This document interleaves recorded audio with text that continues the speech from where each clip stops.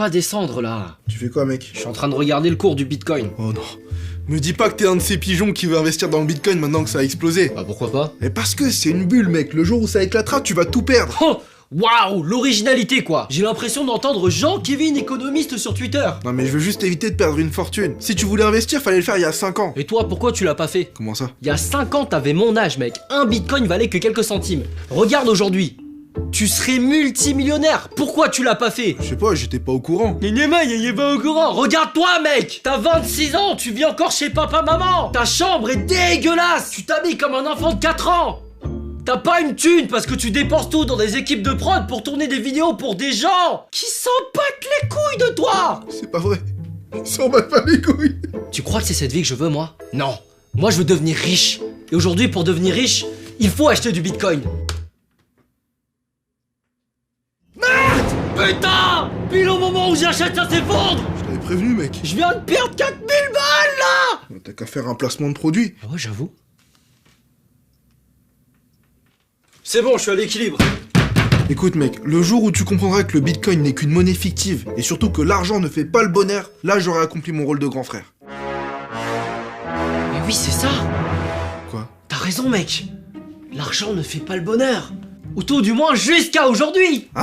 C'est évident, le Bitcoin est en réalité la pièce manquante du puzzle. C'est la dernière monnaie nécessaire pour que l'argent fasse le bonheur. Je te suis pas du tout là. Regarde, tu parlais de monnaie fictive, mais en dehors du Bitcoin, quelles sont les 5 monnaies les plus connues au monde? Le dollar, l'euro, le yuan, le pound et les pesos mexicains? Exactement. Et si on regarde l'histoire de chacune de ces monnaies, elles ont toutes contribué d'une façon ou d'une autre au bonheur, mais pas pleinement. Quoi?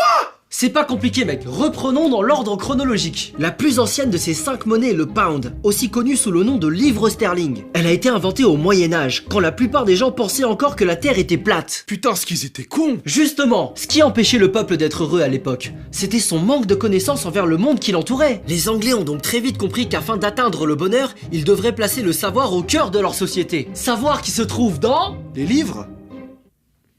Tout à fait! Les livres sont donc la monnaie qui représente le savoir, condition sine qua non au bonheur. Personne n'a envie qu'on lui dise « Ah, t'es con, t'as pas de savoir !» Continue. La deuxième monnaie, c'est le dollar, qui est la suite logique du pound. Emmagasiner du savoir, c'est bien, mais ça demande du temps, souvent des années. Or, l'espérance de vie au Moyen-Âge jusqu'à l'adoption du dollar n'a évolué que de 13 ans en 7 siècles. J'avoue, 27 ans, il me resterait plus qu'un an à vivre. Yes! L'obstacle principal au bonheur au XVIIIe siècle était donc la faible durée de vie. C'est pourquoi les Américains ont décidé de créer le dollar comme symbole de la santé, car vivre plus longtemps pour eux signifiait se rapprocher du bonheur. Non mais n'importe quoi! Depuis quand américain ou dollar rime avec santé? Me dis pas que tu vois pas la ressemblance évidente entre le signe du dollar et le logo serpent des pharmacies. Passons maintenant au yen, ou devrais-je plutôt dire yen japonais ou yuan chinois, mais c'est le même symbole. Le Japon, la Chine, en quoi ces deux pays se ressemblent?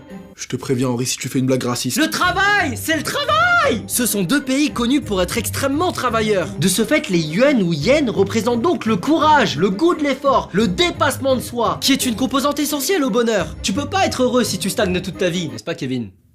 Je vais te niquer toi! On en arrive donc à notre monnaie, l'euro, qui est né de l'Union Européenne, le mot Union. L'euro voulait donc symboliser le partage, l'entraide, la solidarité, qui mène au bonheur. Attends, avant l'euro, t'as pas oublié Les pesos! C'était pour voir si tu suivais. 1785, naissance des pesos, qui ne sont en fait qu'un anagramme.